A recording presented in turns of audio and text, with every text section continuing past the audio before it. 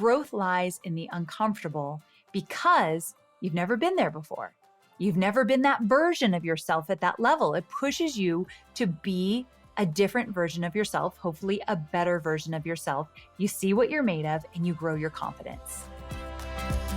I'm Amy Porterfield, ex-corporate girl turned CEO of a multi-seven-figure business. But it wasn't all that long ago that I lacked the confidence, the budget, and the time to focus on growing my small but mighty business.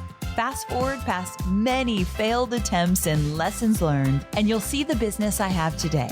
One that changes lives and gives me more freedom than I ever thought possible.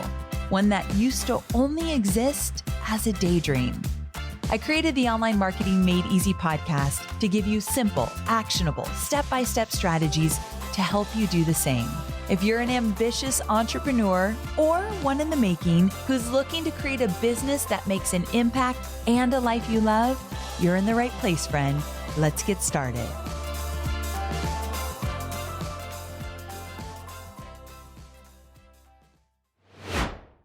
Hey there, welcome back to Online Marketing Made Easy. Thanks for tuning in to hang out with me this week. It means more to me than you know. My mission is to use this podcast to help as many entrepreneurs as possible. So I'd be grateful if you would share it. So if you have a friend who's starting their entrepreneurial journey or they're deep in it and they could use a little advice, strategies, mindset shifts, I'm your girl. So grab this episode or the podcast, and I'd be so grateful if you shared it with a friend. So today I'm sharing a topic that I really, to be brutally honest, am not a big fan of. And that is the topic of networking. So this year has been a very different year than normal, and that's because I launched a book. And with the launch of my book, I was incredibly committed to doing everything I could to get that book out into the world and into the right hands. So because of that, this year has been what I call my year of yes. There's a book out there that I highly recommend by Shonda Rhimes called Year of Yes. Definitely grab it. So my year of yes was all about needing to say yes more than I was comfortable with. So I said yes to more networking events. I said yes to over 100 plus interviews. I said yes to speaking opportunities where I got on a plane, flew to a venue, got on stage, talked in real life to people. Like, what a concept, right? I said yes to many, many peer masterminds. I was in so many rooms with different people this year. I said yes to traveling, like I mentioned, to all these different opportunities. So I wasn't just sitting behind my computer speaking or doing interviews. I was physically putting myself in different cities, bigger rooms, on stages in front of several people that I didn't know, which is a much more intense undertaking, especially because if you've been with me for a while, you know that I am an introvert to my core. Recently, I took this little survey. Am I an extroverted introvert? I think is what it was called. Like, are you that? And I took it and I was 100% that. And one of the things at the end was most people would think you're an extrovert. And I'm like, yep, that is true. Most people would think I am. But if you know me or you've been around me, you probably could guess I'm not. So it was hard to say the least. I found myself on a plane much more than I wanted to be this year, missing Hobie, missing Scout, mustering up confidence to put myself out there, expending a lot of energy to show up as my best self. And there were times, and I'm not going to lie, when I was driving to the airport yet again, and I could feel the tears welling up in my eyes. I was just missing Hobie like crazy. I teased that Hobie was a book widow this year because of how little time we had together. It really started in October of 2022 and it went through March of 2023. So that was like the most intense time. And that chunk of time was the craziest, busiest time for the book launch. So I felt very vulnerable. For those of you who haven't launched a book yet, or for those of you who have, you'll get this. Putting a book out there and asking for a million favors and doing the interviews and all of that, it's very vulnerable. You feel very exposed. And look, I'm not sitting here like, poor me. I got to launch a book this year. Like, I understand the coolness of that. I'm just telling you the truth. Every Tuesday, I come on here and I want to take you behind the scenes and share with you how I feel. This is just how I feel. Good, bad, ugly, wrong, or right. These were all the things that came up for me. And there were lots of tears during this time. And I don't like to admit that, but I have many of my girlfriends who launched books this year and they had the exact same experience, which made me feel a little more normal. But I knew that all of this was necessary. Like I needed my year of yes because I was tying these efforts back to a larger goal. And so that's why I wanted to make this quick episode, because for you, I bet you've got some big goals leading up into this new year. And I thought I would share a few things that I've learned along the way, like my pieces of advice, if you are going to have a year yes. And here's the thing, you don't need to have a year of yes. You might have a year of no. You get on that no train and you say no more than you say yes. And that protects you. It gives you boundaries. It allows you to focus on just a few things and going deep. I'm all about the no train. I actually pretty much live on that no train. But in 2023, I had to get off the no train and step into my year of yes. So here are some pieces of advice I've learned along the way. My biggest piece of advice is before you embark on a big networking or PR push or just your year of yes, whatever that means to you, before you do that, make sure that number one, you are tying all these efforts to a larger, very clear goal. And number two, you're clear on how bad you want it. So I asked myself how badly I wanted my book to succeed. I asked myself, what do you want this book to do? How many do you want to sell? Do you want to be a New York Times bestseller? And at what level? Like, how bad do you want it? Getting my book to succeed was truly my number one priority. I knew that if I could get this book into the hands of as many people as possible, I could do what I set out to do, which was help people create freedom on their terms. That's what I want. At the end of the day, I don't do this because I'm obsessed with teaching. I don't do this because I'm obsessed with digital courses. I don't do this because I love to teach people how to grow an email list. I enjoy it, but that's not why I do all of it. I do all of this because I want to help people create freedom on their terms, whatever that looks like for them. And I knew that my book is one of the biggest first giant steps you can take. Leave behind your 9-to-5 job and start something. So I wanted that bad. I wanted that book to get into as many hands as possible so I could help them with the freedom. And because I was very clear of that, it was easy to say yes to things that made me very uncomfortable. I don't want you to miss the message in what I just said. It was easy for me to say yes to things that made my skin crawl. Getting on stage is not easy for me. Getting on planes and leaving Hobie, I am such a homebody. I don't want to do it. But it was easy for me to say yes and do it because I was very clear why I was doing it. And I say it was easy to make the decision, but it wasn't easy to carry it out. I still struggled, crying to the airport, wondering if I'm doing the right things. Is all of this worth it? Is it going to work? Like all of that came up for me. But doing it, it was just a yes. I didn't even think about it. You want me to speak on stage? Yes. You want me to do that interview? Yes. You want me to put myself in a situation I've never been in and I literally want to crawl under the table? Absolutely. Where do I sign up? That's how easy it was for me because I was clear on what I wanted and what I was going after. So all that to say, was my year of yes worth it? 100%. Not just because the book became a New York Times bestseller or like sold thousands and thousands of copies. That was all amazing. But I will tell you this, if we're going to get like selfish about why we do what we do, I am a better entrepreneur. I'm a better business owner. I'm a better marketer for going through my year of yes, because I put myself out there in ways I normally never would, and nor do I intend to do next year. In 2024, you won't see as much of me as you saw in 2023. That's by design. But was it worth it in 2023? Abso-freaking-lutely. Now, let's look at the flip side.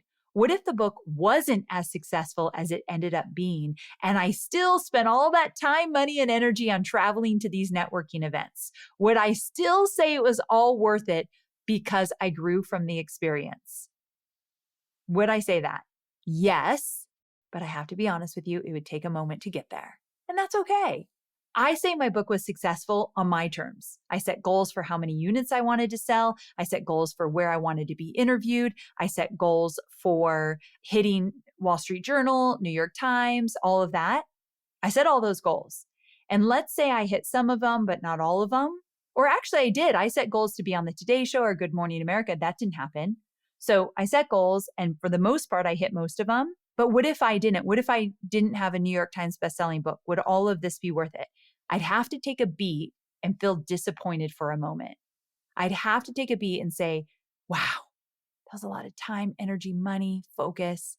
And I didn't really get to the point of where I wanted to get to. Like if I wanted to sell a certain amount of books and I didn't hit it, I would take a beat. But then I have no doubt in my mind, and I've really thought about this before I recorded it for you. I have no doubt in my mind that it would absolutely still be worth it. Because the personal growth, the confidence that I found along the way, and the fact that my book still got out into the world. And I believe that what is meant for me will find me. So if my book was meant to hit these specific people, it will. And so I would still say, even if my book wasn't as successful this year, I'd still say the personal growth and the good that the book did do for the people that found it, still totally worth it. But I'd have to take a beat to feel disappointed. And that's okay. Because when I think about all the growth that happened, I had to think fast on my toes. I remember Ed Milet, dear friend of mine. I love him so much. If you don't listen to his podcast, it's a must listen. He interviewed me, and there's just this one question. Now I can't even remember what it was, but I did not have an answer for it. And I wanted to just show up so well on his podcast. It is one of the podcasts that I wanted to land so bad. His podcast, one, I love him. Two, his podcast moves books because his audience is so loyal to what Ed recommends. And so he asked me a question, can't remember what it was now, but I did not know the answer. And I had a blank look after the interview. He's like, when you looked at me, I was like, oh no, she doesn't know what she's going to say. And then I took a beat, and then I found my answer. And so I became better at thinking off the cuff, rolling with it, not being perfect and polished, which is something that I work on. So all of that was really good for me. I also had to trust myself that I would figure it out. I might not have all the answers. I'd figure it out. I mean, I've never launched a book before. I did not know how to do it. So what I did is I took everything I knew from launching courses and I turned that into launching a book. Like I used my course launch strategy to launch a book, which reminds me, any of you that are in Digital Course Academy, whether it's years past or this current class, so much of what I teach you in modules 4, 5, and 6 are how to launch a course, how to launch a book, how to launch a membership, how to launch a coaching program. You can use it to launch just about anything online. So anybody who's in Digital Course Academy, or if you plan to join me next year, just know I will teach you how to launch. It's a big part of the program. And so I used my launching model to launch a book, and it worked. I also learned how to deal with rejection. I've talked a lot about this, so I won't harp on this podcast, but I asked a lot of favors. And I asked favors of people that I absolutely thought were going to say yes because I felt like I've supported them, and they didn't promote my book. And I was deeply hurt by it, but I'm still alive. I'm still here. I can get my feelings hurt. I can feel disappointed and still thrive. And I learned that I'm more resilient than I thought I was. So all of that made me just a better entrepreneur, a better marketer, a better leader. And it reminded me that I do have tenacity. I can move forward. And that's really important lesson in our entrepreneurial journey. So I guess to sum it up, I learned what I was made of. And that is kind of a really big, important lesson, right? But I wouldn't have if I didn't get uncomfortable. Did you hear me? You got to get uncomfortable. So I was willing to get uncomfortable. And I also knew why I was doing all of this. I got clear on what I wanted and what I was going after. And here's the big kicker. If you're multitasking, come back to me. I want you to hear this part. I also knew I was only going to do this for a season. I mean, essentially, I told you October to March. That was my season. After March, I was able to settle down. I still traveled a lot this year because I did a lot of networking beyond the book, but I definitely was getting out of the season come end of March. So that's another thing. When you're going to do something big, remind yourself, this is just a season. This is not forever. I don't want to do what I did this year. I would not want to do that forever, even if it meant I'd make $100 million. It's just not worth it. But it is worth it for a season. So you might be wondering, Amy, did it also benefit your business? Did you see growth in your business? Sure, I've got this great successful book, but did it help with your business? And the short answer is hell yeah, it did. Which was such a nice surprise because I didn't know if my book would translate into growing my business as well. One of the biggest results is that I grew my email list exponentially. So we made a big intentional focus this year to focus on the health of my email list and the growth. We've done that. I also saw it right away when we opened up a boot camp for my list building course. So in February and March of every year, I do a boot camp to help people grow their email list. And we had way more people in that boot camp than I expected. That was from the book. And then all of that kind of manifested its way into Digital Course Academy, and we had our biggest launch of my entire career. Also, I just gained a lot of new followers on social media because I was physically interacting with new communities. I met some new affiliates that actually came on during Digital Course Academy, and I met them during my book launch. And through unique mastermind opportunities, I found myself talking and interacting to people that I normally would never have access to. So all of that was from me saying yes and getting uncomfortable. Oh, one more thing. All of this ended up contributing to our bottom line. So in 2023, we're going to have our biggest year ever. And I talk about this in episode 638, which is coming up soon. So episode 638, watch for it soon. It's coming up, and I talk about how we had our biggest year yet.